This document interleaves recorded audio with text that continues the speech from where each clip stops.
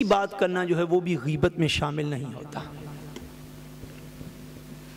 ایک حدیث پاک سے اس کا استدلال جو ہے وہ علماء نے فرمایا ہے، وہ حدیث پاک کو سنیں تاکہ بات کو پوری طرح ہم سمجھ سکیں۔ نبی کریم رؤوف الرحیم صلی اللہ علیہ وسلم حضور نے ایک لشکر بھیجا، اس لشکر کا ایک امیر حضور نے مقرر فرمایا۔ لشکر جب جہاد کے لیے جا رہا تھا، کسی مقام پر وہ امیر جو تھے، جو لشکر کے سالار تھے، کمانڈر جو تھے، انہوں نے پڑاؤ ڈالا، سٹاپ کیا، رکے۔ وہاں پر انہوں نے آگ جلائی اور آگ جلا کر ساتھ جو ان کے لوگ تھے، لشکر میں شامل تھے، ان کو حکم یہ دے دیا، فرمایا کہ اس آگ کے اندر سارے چھلانگ لگا جاؤ، یہ حکم دے دیا۔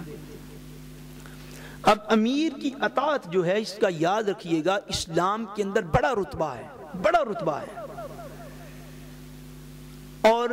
آج کے دن تک امیر کی اطاعت کا اگر کنسپٹ نہ موجود ہو تو دنیا میں کوئی آرمی کامیاب نہیں ہو سکتی، دنیا میں کوئی چیز کوئی تنظیم کامیاب نہیں ہو سکتی، کوئی دین کا مشن کامیاب نہیں ہو سکتا۔ حتیٰ کہ صحابہ اکرام ارشاد فرماتے ہیں، حضور صلی اللہ علیہ وسلم اگر ہم میں سے 2 بندوں کو بھی بھیجتے تھے کسی کام، کسی دینی مقصد کی خاطر 2 بندوں کو بھی بھیجتے تھے تو اس میں ایک کو امیر مقرر فرما دیتے تھے، ان میں سے ایک کو امیر مقرر کر دیتے تھے کہ جو یہ کہے گا تم وہ کرو گے، کیونکہ یہ لمبی چوڑی ڈسکشنیں اور لمبی چوڑی میٹنگیں جو ہیں یہ جمہوریت میں ہوتی ہیں۔ بس دین کا کنسپٹ یہ ہے۔ میں آپ کو ایک مثال دے، آپ نماز پڑھ رہے ہیں، فور ایگزامپل، امام جو ہے وہ نماز میں امیر ہوتا ہے، امام جو ہے وہ نماز میں امیر ہوتا ہے۔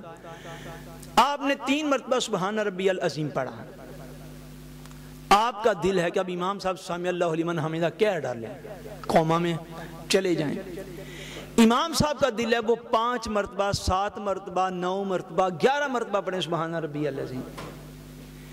آپ نے 3 مرتبہ کے بعد اگر نہیں بھی پڑھنا یا آپ کا جی بھی چاہ رہا ہے کہ اٹھ جائیں، تب تک بندہ سر نہیں اٹھا سکے گا جب تک امام نے سمع اللہ لمن حمیدہ نہیں کہہ لے۔ آپ کو اس کنسپٹ کی سمجھ آ گئی؟ سجدے میں انسان ہو، سجدے میں سر رکھا ہوا ہے،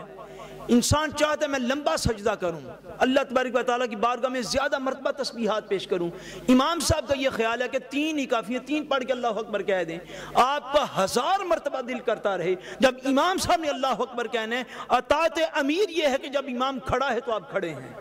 جب وہ رکوع میں ہے تو اتنی دیر ہی رکوع میں ہے، جب وہ سجدے میں ہے اتنی دیر تک ہی آپ سجدے میں ہیں۔ آپ سر منہ انحراف کریں، سر منہ ہوتا ہے کہ بال برابر انحراف کریں۔ نبی کریم صلی اللہ علیہ وسلم نے ایک مقام پر فرمایا جب امام سجدہ میں ہوتا ہے اور تم امام سے پہلے اپنے سروں کو اٹھاتے ہو تو کیا تم اس بات سے نہیں ڈرتے کہ قیامت والے دن تمہاری شکلیں گدھوں کی طرح ہو جائیں؟ میں کہا تم ڈرتے نہیں اس بات سے؟ یعنی اتنی بھی عدم عدولی جو ہے، اتنی بھی نافرمانی جو ہے امیر کی، جس کو آپ نے امیر مقرر کیا، جس کو آپ نے امیر مان لیا، اتنی بھی نافرمانی جو ہے وہ دین کو وہ قابل برداشت نہیں ہے۔ پھر یعنی اطاعت امیر ایک الگ سبجیکٹ ہے۔ امیر کی جب تک اطاعت نہ کی جائے گی، قائد کی جب تک اطاعت نہ کی جائے گی، تب تک آپ رزلٹ پیدا نہیں کر سکتے۔ میں یہ عرض کر رہا تھا، آرمی کے اندر یا پولیس کے اندر بھی اسی طرح، پوری ورلڈ میں اسی طرح ہے کہ جب ایک اتھارٹی کمانڈر جو ہے وہ جو حکم دے دیتا ہے اپنی بٹالین کو، وہ جو حکم دے دیتا ہے، کبھی اس بٹالین کے اندر 10,000 فوجی بھی شامل ہو، کسی کو یہ رائٹ نہیں پوچھنے کا کہ وہ جا کے پوچھے جی آپ نے یہ حکم کیوں دیا ہے۔ Order is order, that's all, بات ختم۔ یہ اطاعت امیر ہوتی ہے۔ اس امیر نے لوگوں کو یہ حکم دے دیا کہ میں نے آگ جلائی ہے، تم سارے اس کے اندر کود جاؤ، چھلانگ لگا جاؤ۔ اب اسلام میں جتنی اطاعت امیر کا حکم تھا، آگے آگ جلی ہوئی تھی، کچھ لوگ جو ہیں وہ اس میں ڈسٹرب ہو گئے، کچھ لوگوں نے تو یہ خیال کیا کہ ہم آگ میں کود جائیں، کچھ لوگوں نے یہ کہا کہ ہم ایک آگ سے بچ کر تو اسلام میں آئے تھے، اب اس ظاہری آگ میں کیوں کود جائیں۔ مراد یہ کہ کفر کی آگ سے، شرک کی آگ سے، جہنم کی آگ سے بچ کے تو ہم اسلام میں آئے ہیں۔ اب یہاں ہم کیوں اس ظاہری آگ میں چھلانگیں لگاتے پھر، جبکہ مقصد بھی کوئی نہیں، وہ صرف امتحان لینا چاہتے ہیں۔ کچھ لوگوں نے آگ میں کودنے سے انکار کر دیا، ان کے انکار کی وجہ سے باقی لوگوں نے بھی انکار کر دیا۔ لشکر واپس آیا، واپس آ کر وہ جو اہل لشکر تھے صحابہ کرام، انہوں نے حضور صلی اللہ علیہ وسلم کی بارگاہ میں یہ سارا معاملہ عرض کر دیا، یہ سارا معاملہ جو ہے وہ عرض کر دیا کہ یا رسول اللہ اس طرح جو ہے یہ انہوں نے ہمیں کہا، لیکن ہم میں سے کچھ لوگ چھلانگ لگانا بھی چاہتے تھے، پھر باقی لوگوں کے نکتے کرنے پہ وہ بھی پیچھے ہٹ گئے، ہم نے میں سے کسی نے چھلانگ نہیں لگائی۔ حضور صلی اللہ علیہ وسلم نے ارشاد فرمایا، اس وقت حضور نے ارشاد فرمایا کہ اگر تم اس کے اندر چھلانگ لگا دیتے، اگر اس آگ کے اندر تم لوگ چھلانگ لگا دیتے تو قیامت تک اسی آگ کے اندر رہتے۔ کیوں؟ آگے حضور نے اصول بیان فرما دیا، فرمایا اس لیے یہ بات یاد رکھنا، قال لا طاعت لمعصیت اللہ انما الطاعت فی المعروف۔ حضور نے فرمایا یہ بات یاد رکھ لو کہ اللہ تبارک و تعالیٰ کی نافرمانی میں کسی کی بھی اطاعت کرنا جائز نہیں ہے، کسی کی بھی اطاعت کرنا جائز نہیں ہے اللہ تبارک و تعالیٰ کی نافرمانی میں۔ اب اس شخص نے، وہ جو امیر تھا، قائد تھا اس لشکر کا،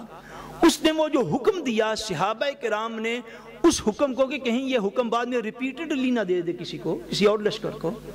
کہیں پھر آگ جلا کے لوگوں کو کودنے کا نہ کہہ دے بلا وجہ، ضرورت بھی کوئی نہیں۔ صحابہ کرام نے اس شخص کی برائی دور کرنے کے لیے حضور صلی اللہ علیہ وسلم کی مجلس میں وہ سارا واقعہ بیان کیا جو کہ مدینہ منورہ میں نہیں ہوا، باہر کہیں ہوا تھا۔ اور اگر سارے اس شخص کے متعلق عرض کی، یا رسول اللہ اس نے یہ بھی کیا، یہ بھی کیا، یہ بھی کیا، ہمیں یہ بھی آرڈر دیا، یہ بھی آرڈر دیا، تو ان کے بیان کرنے سے، یعنی اگر کوئی برائی ہو رہی ہو،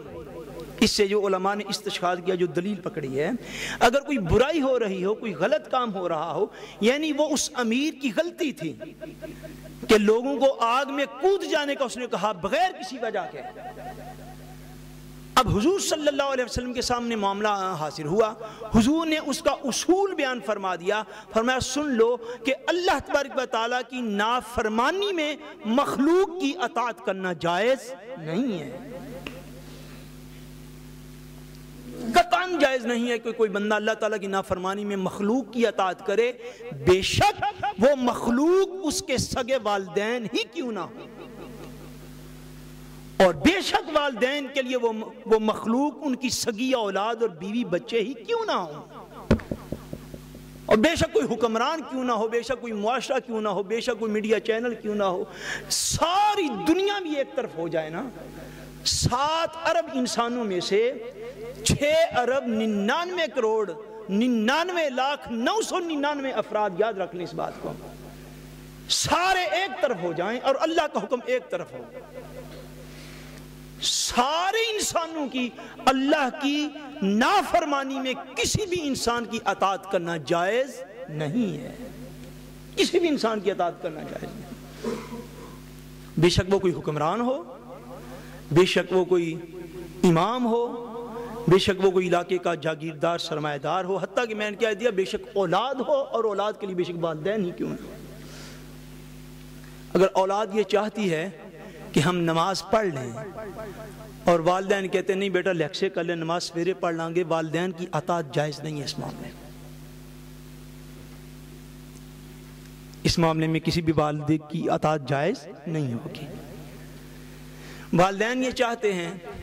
کہ اولاد جو ہے وہ، یہ سارے مسائل آتے رہتے ہیں تو میں عرض کرنے لگا ہوں،